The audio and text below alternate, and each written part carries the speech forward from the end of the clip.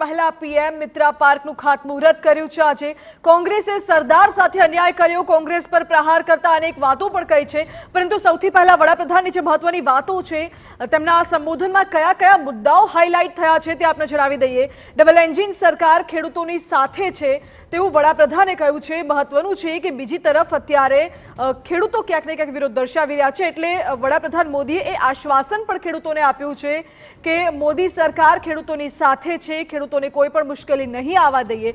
સાથે જ કહ્યું છે કે 10 વર્ષમાં ગરીબોનો વિકાસ થયો છે, તેમને નાણાં સાથે મફત અનાજ આપવામાં આવ્યું છે, રોજગારીની નવી તકો ઊભી કરવામાં આવી છે અને અનેક જે વિસ્તારો છે રાજ્યના છેવાડાના વિસ્તારોની આખી તસવીર બદલી દેવામાં આવી છે। સૌર અને પવન ઉર્જાને મહત્વ આપવામાં આવ્યું છે। આજે મહત્વની વડાપ્રધાનની જે વાતો હતી તે કહી રહ્યા છે। બીજી બાજુ વડાપ્રધાને કોંગ્રેસ પર આડકતરી રીતે પ્રહાર પણ કર્યો, કોંગ્રેસ સરદાર સાથે અન્યાય કર્યો છે, કોંગ્રેસ મોદીની જાતિને પણ ગાળો આપે છે તેવું વડાપ્રધાને કહ્યું છે। મહત્વનું છે કે કોંગ્રેસના એક પણ નેતાએ સ્ટેચ્યુ ઓફ યુનિટીમાં સરદારને શ્રદ્ધાંજલિ નથી આપી તેવું પણ વડાપ્રધાને ટાંક્યું।